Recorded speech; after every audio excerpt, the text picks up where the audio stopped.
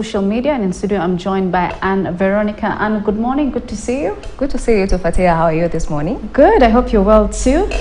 I want us to start off with, of course, the new prices, the new fuel prices that was announced by the Energy and Petroleum Regulatory Authority. Tell us more about it and what are Kenyans saying. So now, hey, this is a whole new record. The fuel prices have hit the 200 plus shillings prices record.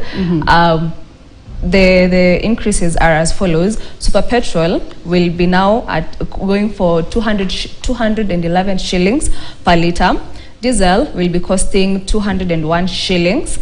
Kerosene increased by the highest amount of shillings, that is 33 shillings, and it's going to be costing 202 shillings per litre. That is a huge amount of money for 1 litre of fuel, bearing in mind that it was 150 at a time. And now netizens are so worried because this will mean fare prices are going to increase. That Nduthi guy is not going to be charging you 100 shillings anymore. Right. Yeah, the prices are going to increase. And actually, the cost of living is going to be higher than it is already. Now, you can imagine that people are complaining that the cost of living is high, and it's going to be higher than this. Right. Like, it's going to cost a lot to the people of Kenya. But actually, it's not a Kenyan issue. It's a global thing because fuel prices have been adjusting since Corona, that's COVID-19 in 2019, and also due to the Russian and Ukraine war. So it's not a Kenyan thing, it's a global thing. It's a global thing, of course, due to the Ukraine-Russia war and COVID-19. The cost of living, of course, is going to go up, like you said. But I want us to talk about another sad story out of Daystar University. There's a student who lost her life just 4 days after joining the school. Tell us about that. That is a very sad situation because actually right now the issue is not the death of the student, but what the causes are being said to be. The university is saying that it was a suicide a case, but the parents are not agreeing to that because they had just spoken to their child a few minutes before she passed, because she had called the mother saying that she does not want to attend the freshers' bash. She wanted to go home, but later on she realized that she's not going to get the public transport to get her home, so she decided to stay at school and attend the party. She even later called her mom and said she's eating chapo and chapati and soda for supper. So the mom was like, oh, okay, you go on. But later at around 2 a.m., the mom was called and she was told to go to school. She didn't even know why she was going to school, and at midway, in the middle of her journey, she was told to not go to school but go to a hospital in Kitengela, and she was now so shocked because no one was giving her full information. And when they went, viewed the body, there was something that looked like a stabbed wound.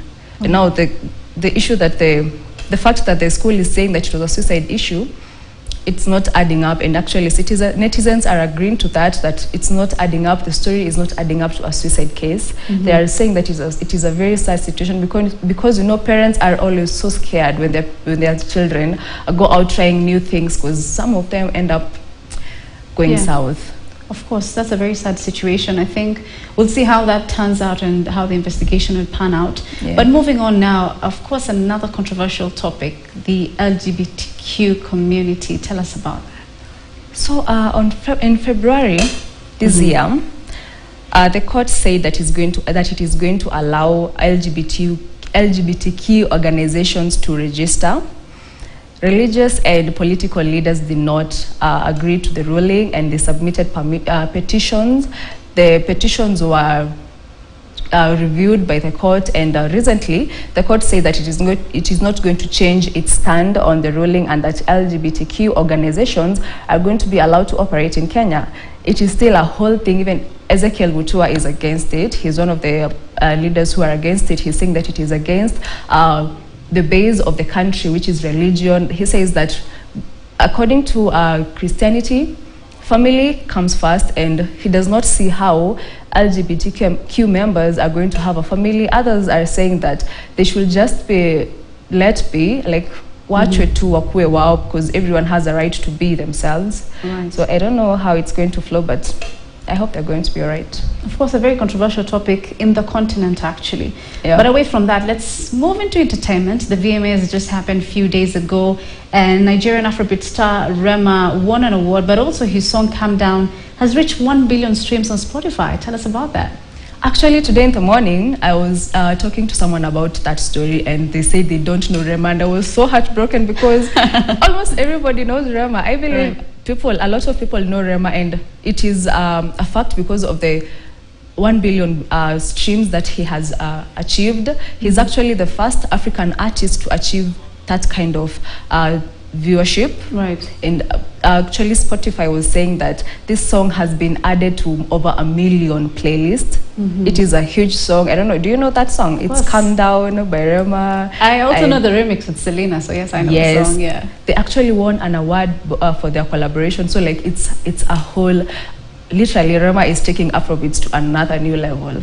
Right, of course, him and Burna Boy, but also we've seen Taylor Swift also was in the VMAs, and she was trending at some point. Yeah, she won awards. Actually, she's now the second person who has most awards. She won 9 categories. You can imagine all 9 categories going to Taylor Swift. Right. There was also Selena, as you have said. She became, well, she has epic reactions. I will call them epic reactions. And netizens tend to use her reactions as memes, and she does not like it. Apparently, I don't know why she doesn't like it. I mean, we like your reactions, and we just appreciate them. She said she doesn't want to be used as a meme. I think. Yeah. Right. Thank you so much, Anne Veronica, for that. Of course, telling us what's trending on social media. We're taking a short commercial break here on News Diary. We'll be back with more. Stay with us.